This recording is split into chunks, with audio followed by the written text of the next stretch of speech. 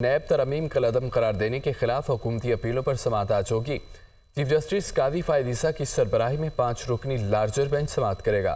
Justice امین الدین، justice جمال منتخیل، justice اطہر من اللہ، justice حسن Azhar Rizvi bench کا حصہ ہوں گے۔ سپریم کورٹ نے بانی پی ٹی آئی کو ویڈیو لنک کے ذریعے پیش کرنے کی ہدایت کر رکھی ہے۔ سپریم کورٹ کے 3 رکنی بینچ نے نیب ترمیم کو بانی پی ٹی آئی کی درخواست پر کل عدم قرار دیا تھا۔ 3 رکنی بینچ کے فیصلے کے خلاف وفاقی حکومت نے انٹرا کورٹ اپیلیں دائر کر رکھی۔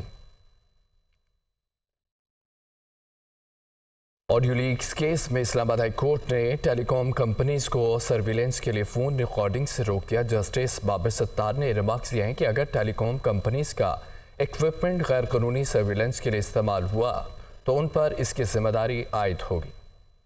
بشرا بی بی اور نجم الثاقب کی آڈیو لیک سے متعلق درخواستوں پر سماعت۔ اسلام آباد ہائی کورٹ نے ٹیلی کام کمپنیز کو سرویلنس کے لیے فون ریکارڈنگ سے روک دیا، صارفین کے ڈیٹا تک رسائی اور اس کے استعمال سے بھی روکنے کا حکم۔ دوران سماعت جسٹس بابر ستار نے ایڈیشنل اٹارنی جنرل کو مخاطب کر کے کہا کہ وزیر اعظم آفس سمیت دیگر اداروں کی جانب سے رپورٹس جمع کرائی جا چکی ہیں۔ رپورٹس کے مطابق کسی کو لیگل انٹرسیپشن کی اجازت نہیں دی گئی۔ ایڈیشنل اٹارنی جنرل نے کہا کہ وہ جواب پٹیشنر کی آڈیو لیکس کی حد تک تھا۔ جسٹس بابر ستار نے کہا کہ جو بھی ہے آپ بتائیے شہریوں کی کالز کس قانون کے تحت آپ ریکارڈ کر رہے ہیں، باضابطہ طور پر بتائیں کس نے اتھارٹی دی ہے کہ شہریوں کی کالز ریکارڈ کی جائیں۔ جسٹس بابر ستار نے مزید کہا کہ یہ بتائیں اگر سرویلنس کی اجازت دی گئی تو وہ اجازت کہاں ہے؟ کیا خفیہ ریکارڈنگ کے لیے قانون کے تحت آج تک عدالت سے اجازت مانگی گئی؟ عدالتی اجازت کے بغیر فون ریکارڈنگ اور اس کی فراہمی بھی قابل سزا ہے۔ کیا پی ٹی اے نے اس حوالے سے کوئی پالیسی دی ہے؟ بتائیں کہ غیر قانونی ٹیلی فون ریکارڈنگ پر کیا ایکشن لیا گیا؟ کیا تحقیقات کی ہے کہ سوشل میڈیا پر آڈیو لیکس کیسے وائرل ہوئی؟ عدالت نے ایڈیشنل اٹارنی جنرل کو وفاقی حکومت سے ہدایت لینے اور عدالتی سوالوں کے جواب جمع کرانے کی ہدایت دے دی۔ اسلام آباد ہائی کورٹ نے وفاق سے خفیہ طور پر ریکارڈنگ کی گئی گفتگو کے اعداد و شمار کا ریکارڈ بھی طلب کر لیا۔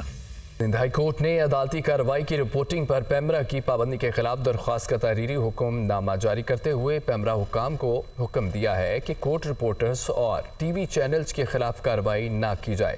کراچی سے لیاقت رانا کی رپورٹ دیکھیں۔ سندھ ہائی کورٹ کے chief justice justice Aqeel Ahmed Abbasi اور جسٹس مبین لاکھوں پر مشتمل ڈویژن بینچ نے عدالتی کارروائی کی رپورٹنگ سے روکنے کے لیے جاری پیمرا نوٹیفکیشن کے خلاف دائر درخواست کی سماعت کا تحریری آرڈر جاری کر دیا ہے۔ عدالت عالیہ نے پیمرا، ڈپٹی اٹارنی جنرل اور دیگر کو نوٹس جاری کرتے ہوئے جواب طلب کر لیا ہے اور ہدایت کی ہے کہ 6 جون تک تحریری جواب جمع کرائیں۔ تحریری حکم نامے میں عدالت عالیہ نے پیمرا حکام کو ہدایت کی ہے کہ کورٹ رپورٹرز اور ٹی وی چینلز کے خلاف کارروائی نہ کی جائے۔ سندھ ہائی کورٹ نے عدالتی کارروائی کی رپورٹنگ کرنے والے کورٹ رپورٹرز کو بھی ہدایت کی ہے کہ عدالتی کارروائی کی رپورٹنگ کے دوران انتہائی احتیاط اور ذمہ داری کا مظاہرہ کیا جائے۔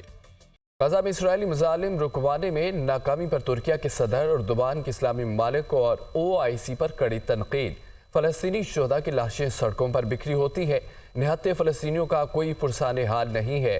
اردوغان نے کہا ہے کہ اسرائیلی دہشت گردی فلسطینیوں کی حرمت کو پامال کر رہے ہیں، بچوں کو ذبح کیا جا رہا ہے۔ انہوں نے کہا کہ نہتے لوگوں کو خیموں میں جلایا جا رہا ہے۔ مسلم دنیا کب متحد ہوگی؟ OIC کب مؤثر پالیسی اپنائے گی؟ غزہ میں اسرائیلی مظالم رکوانے میں ناکامی پر ترکیہ کے صدر اردوغان کے اسلامی ممالک اور OIC پر کڑی تنقید۔ کہا فلسطینی شہداء کی لاشیں سڑکوں پر بکھری ہوتی ہوئی، فلسطینیوں کا کوئی پرسان حال نہیں ہے۔ اسرائیلی دہشت گرد فلسطینیوں کی حرمت کو پامال کر رہے ہیں، بچوں کو ذبح کیا جا رہا ہے۔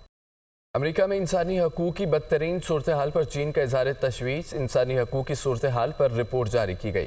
2023 میں امریکہ میں انسانی حقوق کی صورتحال خراب ہوتی رہی، عام افراد کی آزادیاں نظر انداز کی جاتی رہیں، افریقی اور ایشیائی امریکیوں کو سنگین نسلی امتیاز اور عدم مساوات کا سامنا رہا، جبکہ امریکی ریاست دانوں نے تارکین وطن کے حقوق اور بہبود کو یکسر ترک کر دیا۔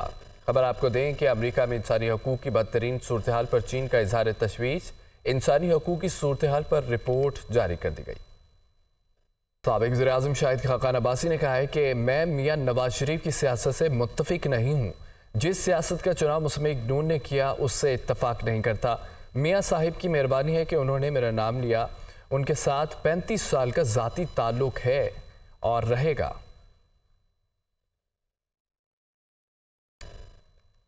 میاں صاحب سے 35 سال کا تعلق ہے، ذاتی تعلق آج بھی موجود ہے اور انشاءاللہ رہے گا، لیکن جو سیاست ہے میں اس سیاست سے متفق نہیں ہوں جس کا چناؤ مسلم لیگ نے کیا۔ تو سر آپ کو کیا لگتا ہے یہ گورنمنٹ کتنے دن چلے گی اور جتنے اکنامک پرابلمز ہیں اس ٹائم یہ ریزالو کر پائے گی؟